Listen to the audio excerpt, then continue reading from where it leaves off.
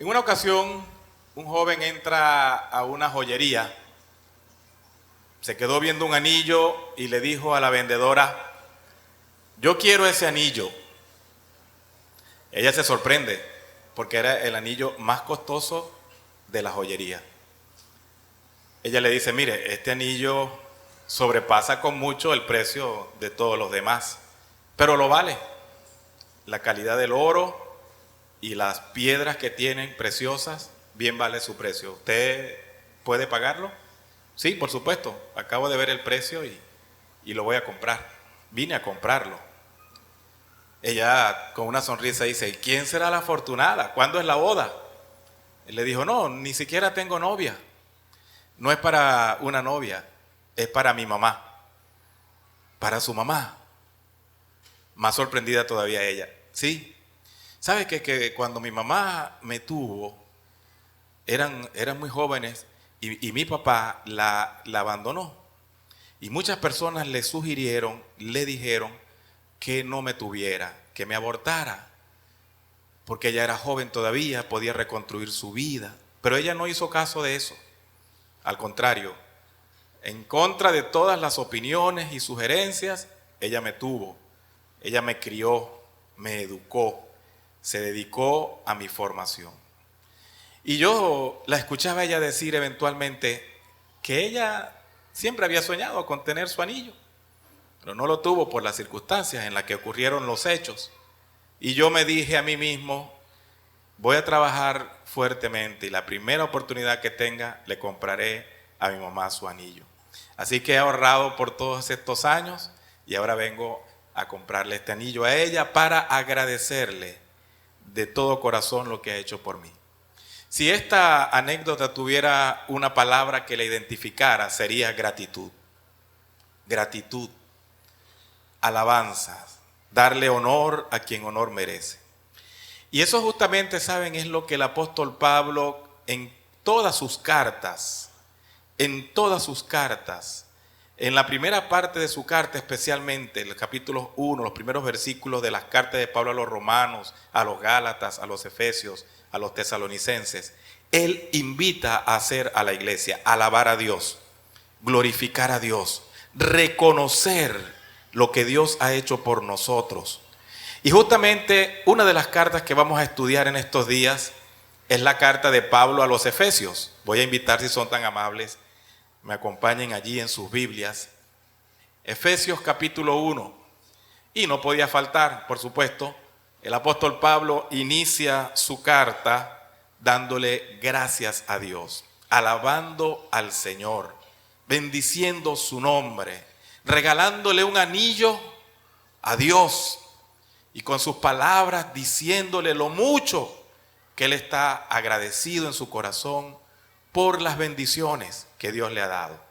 Entonces quiero que juntos veamos cuáles son esas razones por las cuales Pablo está alabando al Señor y juntos también lleguemos a la conclusión que tú y yo necesitamos cultivar esa misma actitud de darle gracias a Dios por lo mucho que Él ha hecho por nosotros.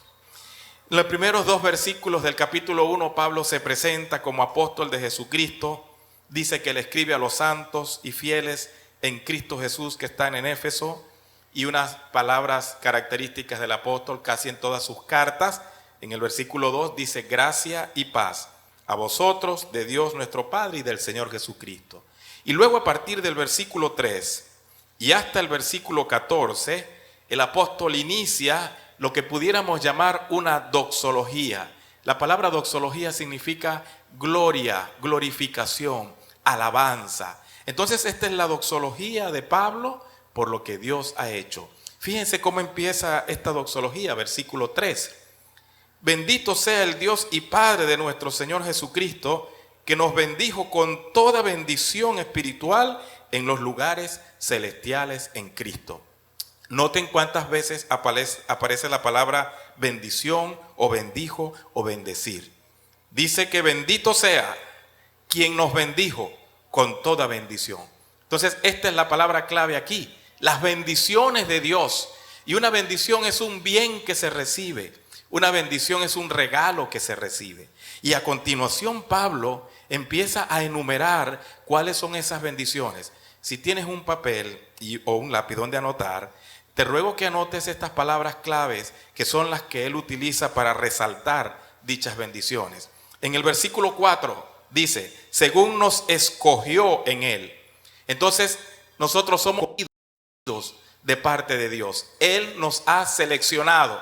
Otra palabra que aparece en este texto importante relacionado con eso de la escogencia es la palabra predestinado en el versículo 5. Pero tiene que ver con lo mismo. Tiene que ver con el hecho de que Dios pensó en nosotros antes que nosotros naciéramos. Fíjense, este pensamiento, aunque es complejo, pero es verdadero. Dios nos tenía en su mente desde antes de nosotros nacer. Otra razón por la cual Pablo bendice a Dios aparece en el versículo 7. En quien tenemos redención. Subraye la palabra redención. Redención. No solamente fuimos elegidos, sino que también fuimos redimidos. Redención. Segunda gran razón importante. Otra razón importante aparece en el versículo 11. En él, asimismo, tuvimos herencia. Esa es la frase clave. Tuvimos herencia. Entonces, fíjense, elegidos, redimidos y ahora herederos. Y la última de las frases claves que queremos resaltar está en el versículo 13. En él también vosotros, habiendo oído la palabra de verdad, el evangelio de vuestra salvación, y habiendo creído en él, y aquí está la frase, fuisteis sellados con el Espíritu Santo de la promesa. Fuisteis sellados. Entonces, he aquí el resumen de las razones por las cuales Pablo le da gloria a Dios. Porque nosotros fuimos elegidos, porque nosotros fuimos redimidos, porque nosotros fuimos hechos herederos y porque nosotros fuimos sellados con el Espíritu Santo de la promesa. ¿Hay o no hay razones para glorificar a Dios? Claro que las hay. Y quiero hacer notar algo importante también en esta porción. En esta porción Pablo menciona a las tres personas de la Trinidad. Él inicia en el versículo 3, bendito sea el Dios y Padre. Y Padre se refiere al Padre en las tres personas de la Trinidad. Dios Padre. Pero dice que es Padre de nuestro Señor Jesucristo. Entonces allí hay dos personas mencionadas, Dios Padre y el Hijo, que es el Señor Jesucristo. Y en el versículo 13 menciona al Espíritu Santo de la promesa. Entonces esta acción de gracias es trinitaria, por decirlo de alguna manera. Se mencionan las tres personas de la Trinidad, el Padre, el Hijo y el Espíritu Santo. ¿Sabían ustedes que hay personas que no creen en la Trinidad? Hay personas, por ejemplo, que dicen que Jesús es un ser inferior, un ser creado, un ser de segunda categoría. Y hay personas que dicen que el Espíritu Santo ni siquiera es una persona de la Trinidad, sino que simplemente como una brisa, como la brisa que sale del aire acondicionado o de un ventilador que no tiene persona. Y vamos a definir una persona como un ser que tiene pensamiento, voluntad, sentimiento, que siente, que piensa y que toma decisiones. Hay personas que dicen el Espíritu Santo no es así, es como una brisa que sopla. Hay personas también que creen que no son tres personas sino solo una. El Padre es el mismo Hijo y el Hijo es el mismo Espíritu Santo. Este grupo último es llamado los unitarios o los solo Jesús. En fin, hay diversidad de pensamientos en relación a la Trinidad. Pero es difícil leer la Biblia con atención y no darse cuenta que en toda la Escritura se mantiene esta distinción. Por ejemplo, Jesucristo cuando fue bautizado, que emerge del agua, se escuchó una voz del cielo que decía: este es mi Hijo amado en quien yo tengo complacencia. Y enseguida dice que bajó una figura como de paloma, que era el Espíritu Santo. He allí el Padre, el Hijo emergiendo del agua y el Espíritu Santo. Cuando Jesús estaba en la cruz, y el que murió en la cruz no fue el Padre, ni fue el Espíritu Santo, fue el Hijo, clamó en la cruz: Dios mío, refiriéndose a su Padre. De manera que es difícil estudiar la Biblia con detenimiento y no darse cuenta que ella insiste en que son tres personas diferentes que han obrado para el bien de nosotros como humanidad y que cada uno de ellas tiene un papel importante en nuestra redención, en nuestra salvación, pero no se confunden entre las tres. Es como un equipo que, aunque son diferentes, pensemos en un equipo de béisbol. Alguien juega la primera, alguien juega la segunda, alguien juega la tercera. Y un solo jugador no es todo el equipo, pero funcionan como uno solo, coordinadamente, como un solo cuerpo, con una sola mente. Así son las tres personas de la Trinidad. Por eso decimos que es un solo Dios en tres personas. Noten cómo Pablo expresa muy bien ese pensamiento y lo desarrolla en esta primera parte de su carta. Y él se refiere al Padre como aquel, según el versículo 4, que nos escogió. Nos escogió en él, o sea, en Cristo, antes de la fundación del mundo, para que fuésemos santos y sin manchas delante de él. Y el versículo 5 dice: en amor, habiéndonos predestinado para ser adoptados hijos suyos por medio de Jesucristo, según el puro afecto de su voluntad, para alabanza de la gloria de su gracia, con la cual nos hizo aceptos en el amado. Esta porción no es fácil de captar de primera lectura por el grado emocional en que está Pablo. Pablo está alabando al Señor, dándole a Dios la gloria, y por eso su estado emocional es muy intenso, y él escribe así, de esa forma tan difícil a veces de captar de una sola lectura. Pero en buenas cuentas lo que él está diciendo es: Dios, como Él sabe todas las cosas, ¿cierto? Dios conoce todo antes que suceda. Antes que suceda. Lo que usted va a hacer esta tarde, a las 5 de la tarde, no, a las 5:15 de la tarde, usted va a estar haciendo algo. Usted no sabe qué es. O usted a lo mejor se planificó y cree que sabe lo que es. Pero cosas pasan, ¿no? Pero usted no sabe a las 5:15 exactamente qué va a estar sucediendo con su vida. Pero Dios sí. Dios sí, Dios conoce lo que va a suceder antes que esto ocurra. Y por ese conocimiento anticipado que Él tiene, entonces por eso Pablo dice: antes que el mundo fuese creado, ya Dios nos tenía en su mente. Él sabía que María, que Pedro, que Juan, que Josefina, un día iban a tomar la decisión de reconocer a Cristo como Señor y Salvador.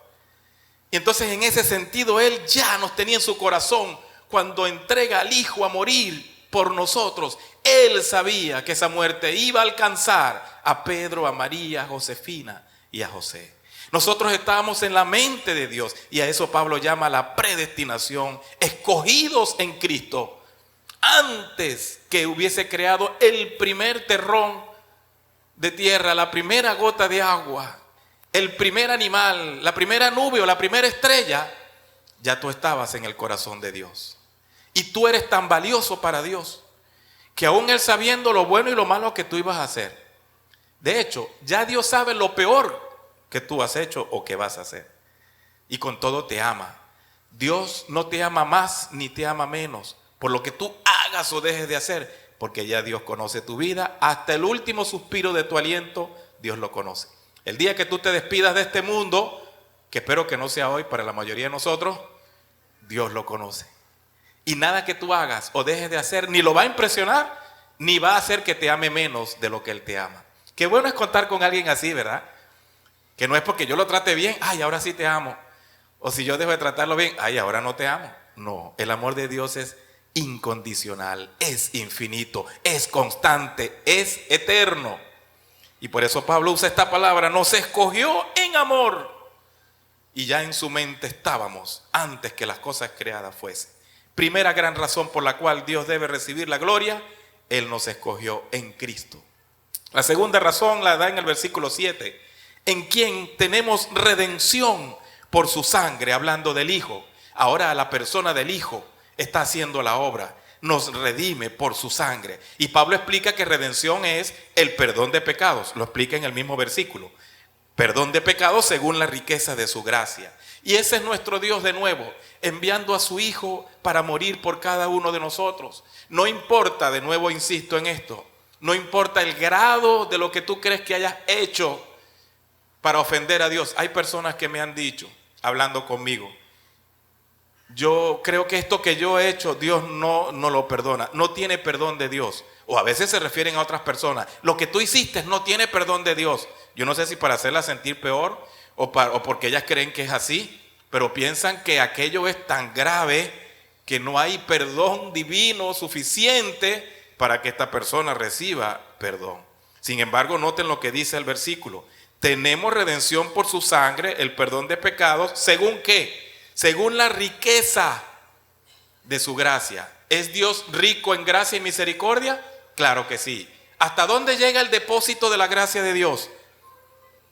¿Conocemos nosotros el límite de la gracia y el perdón de Dios? No.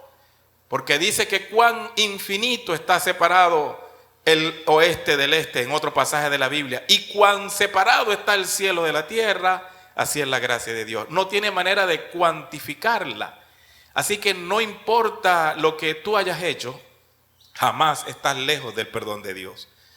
Él nos perdona, como dice el libro de Isaías, capítulo 1, versículo 18. Anótenlo y léanlo después con calma. Dios, como un negociador, le dice al pueblo de Israel: vengan acá y vamos a negociar. Si vuestros pecados fuesen así negros, oscuros, y su corazón está lleno de oscuridad, tranquilo, yo voy a hacer que ese corazón sea blanco como la nieve. Venid luego y estemos a cuenta, dice Jehová. No importa lo que hayas hecho, la mano de Dios puede emblanquecer tu vida, hacerte nueva criatura y hacer, como decimos nosotros, borrón y cuenta nueva, porque ese es el Dios en que hemos creído.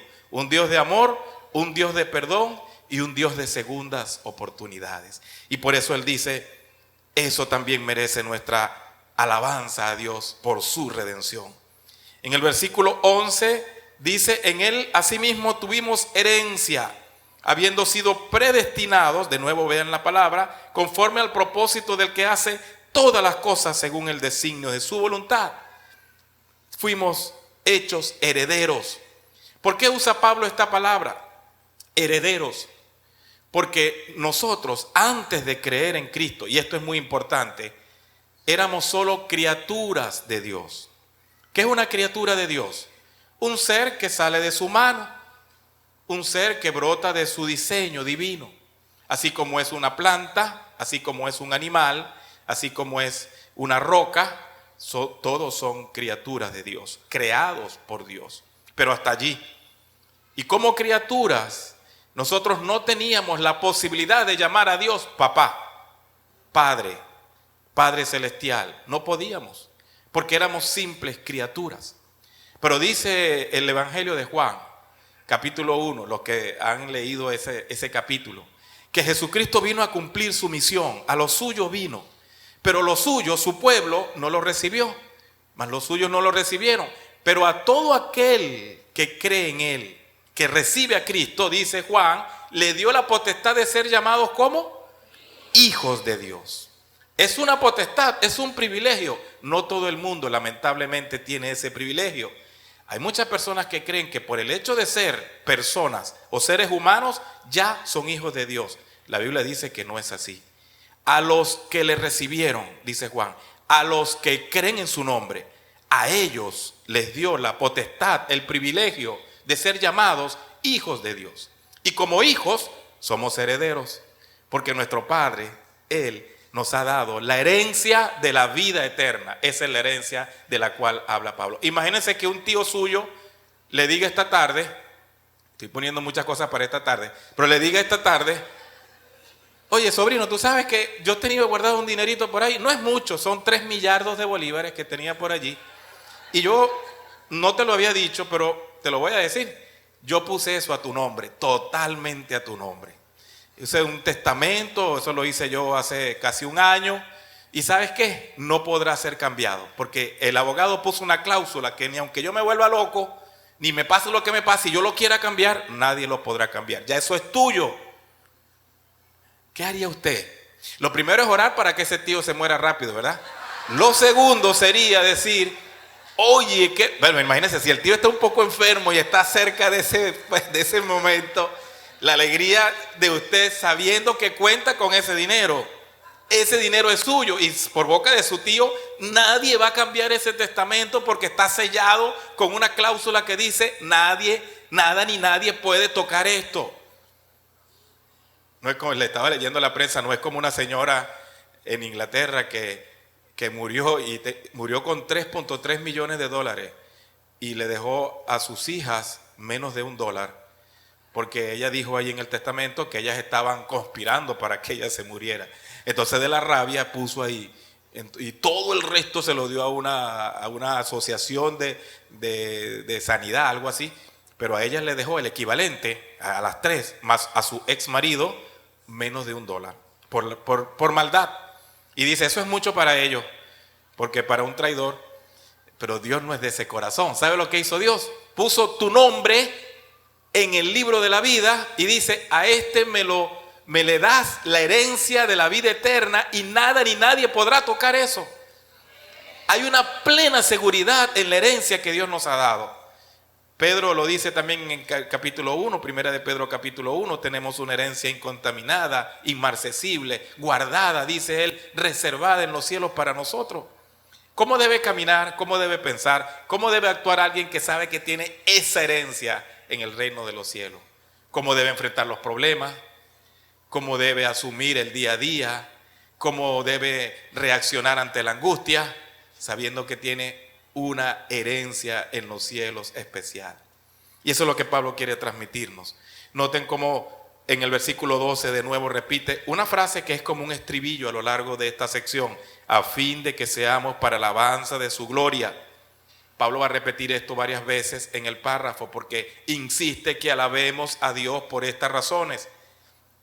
En el versículo 13 finalmente da la cuarta razón: en él también vosotros, habiendo oído la palabra de verdad, el evangelio de vuestra salvación, y habiendo creído en él, fuisteis sellados con el Espíritu Santo de la promesa. El sello del Espíritu Santo en el corazón.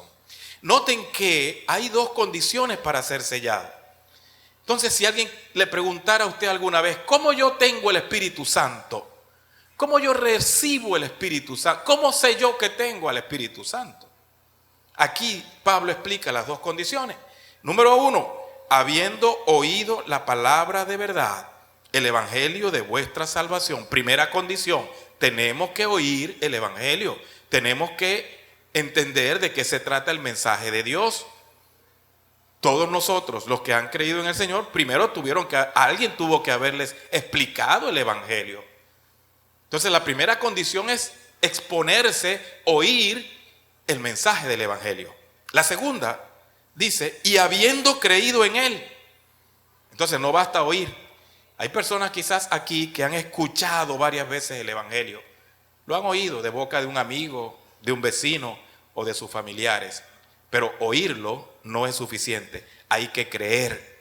¿Y qué es creer? Es un paso de fe. Es decir, eso que están diciendo, o ese mensaje de que Dios envió a Jesús a morir por mis pecados y que Jesús es el único camino para poder llegar a Dios, yo lo creo, yo lo acepto, yo me comprometo con ese mensaje. Eso se llama creer. Entonces, habiendo oído el evangelio y habiendo creído en él, ¿cuál es el resultado? Fuiste sellados. ¿Tú fuiste sellado con el Espíritu Santo? Ajá. Es porque tú oíste y creíste, ¿verdad? Yo también.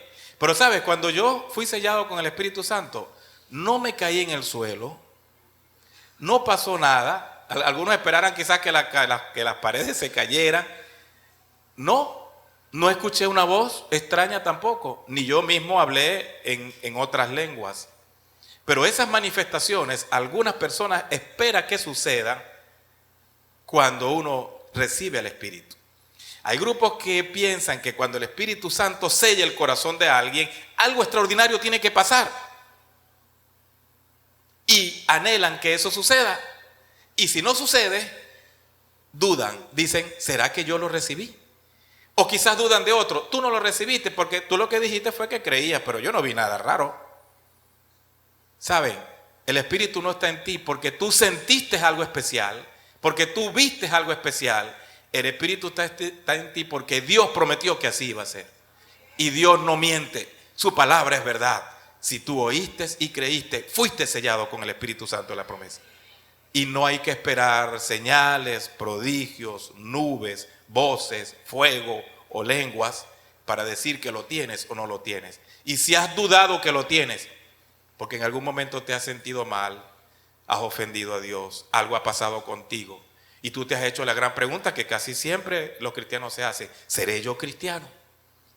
Pues quiero decirte que eso nada tiene que ver con esa promesa. Si oíste la palabra y creíste en ella, tienes al Espíritu de Dios. Puede estar triste en algún momento, porque la Biblia dice que se entristece, pero está en ti porque eres de Dios. ¿Saben que la palabra sello y la cultura de sellar los documentos en el siglo I tenía por lo menos 3 o 4 funciones? 1, hablaba de propiedad. Este documento es de fulano de tal, propiedad.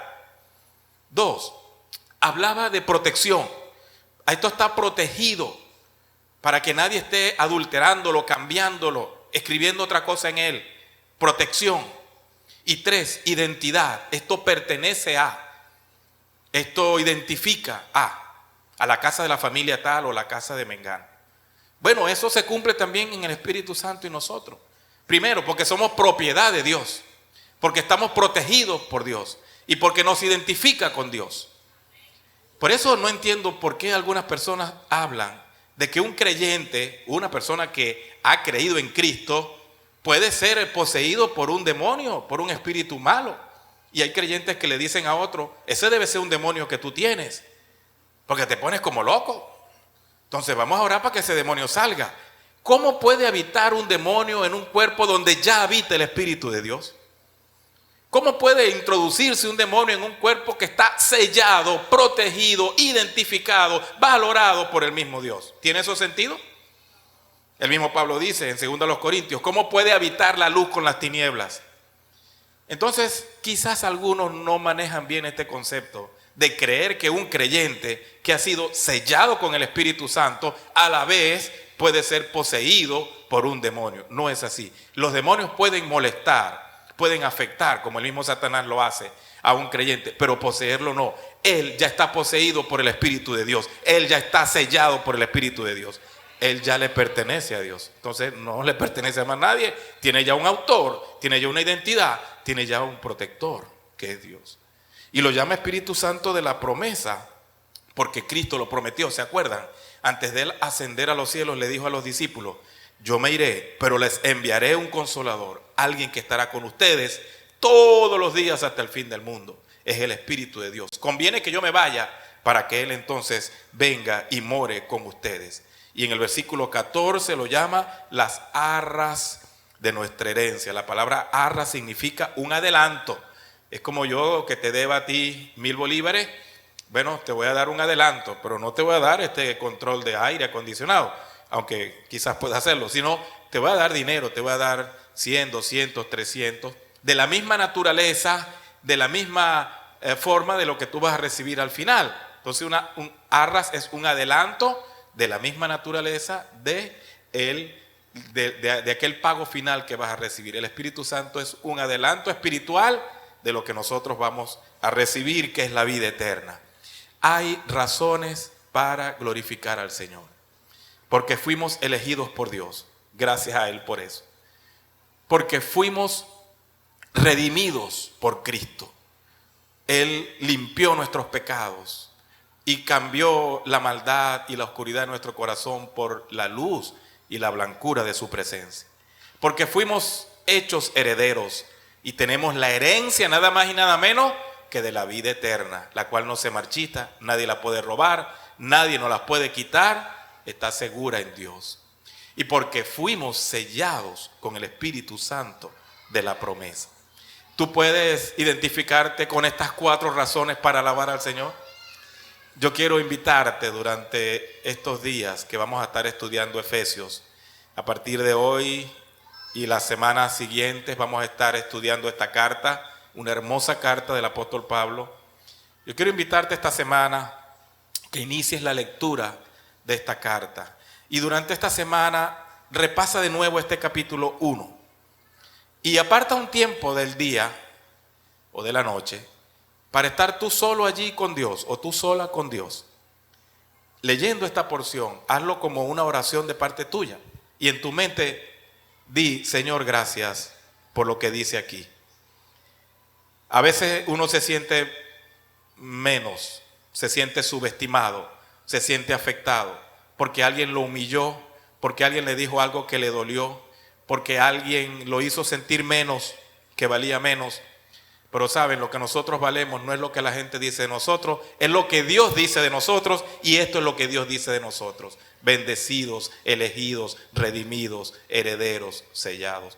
Léelo con esa actitud de oración y dale gracias a Dios por cada elemento que tú encuentras aquí, que merece la pena alabar al Señor por ello.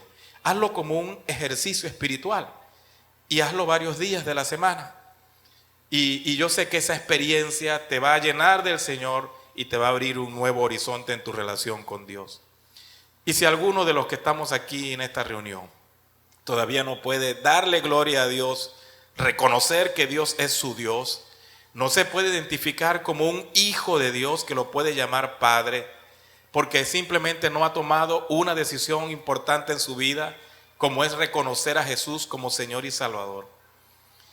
Y estás aquí hoy y tal vez nadie te ha invitado a dar este paso, o te han invitado antes y tú te has resistido.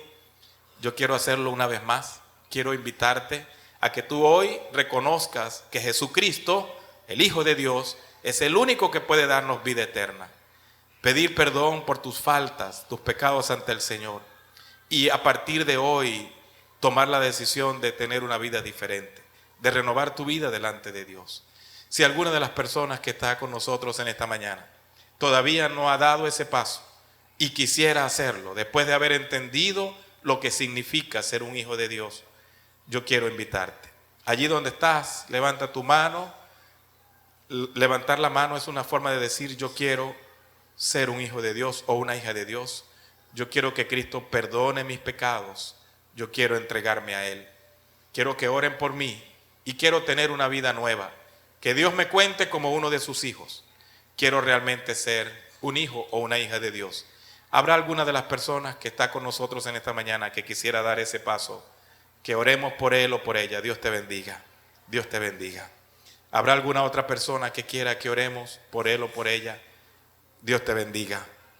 ¿Alguien más quisiera? Dios le bendiga. Dios te bendiga. ¿Alguien más quiere dar ese paso? Dios le bendiga. Y pedir al Señor que selle su corazón. Quiero pedirle a las personas que levantaron su mano, por favor pasen aquí para yo orar por ellas, para orar nosotros por ellas y pedirle al Señor que Él bendiga esta decisión que han tomado. Los que pudieron levantar su mano, por favor acompáñennos. Voy a pedir al hermano Juan que pase aquí adelante, al hermano Dani, para que oremos por estas personas. Pidamos al Señor, y si alguien más se quiere unir a este grupo, todavía es la oportunidad. Estamos llamándolo para que vengan y oremos por usted. El Señor quiere darle la oportunidad de ser nueva criatura. Si estás luchando allí en tu asiento pensando, ¿voy o no voy? Te voy a decir, es mejor venir al Señor y empezar una nueva vida que quedarte luchando allí y repetir esa historia la semana que viene y volverla a repetir después. Dios no nos deja tranquilo nunca. Él siempre nos llama y nos da una oportunidad para nosotros reconciliarnos con Él. Así que este llamado es para ti. Ven al Señor, reconócelo como Salvador de tu vida y Él te va a dar esa oportunidad. Vamos nosotros a estar de pie para tener una oración y pedir a nuestro Dios que Él reciba la gloria por lo que ha hecho en nosotros. Que nosotros sepamos alabarle, que le demos un anillo todos los días. Lo que quiero decir es que hagamos por Él alabanzas que expresen la emoción de nuestro corazón y que sintamos que Él nos acompaña siempre en esa acción de gracias. Padre bendito, como dice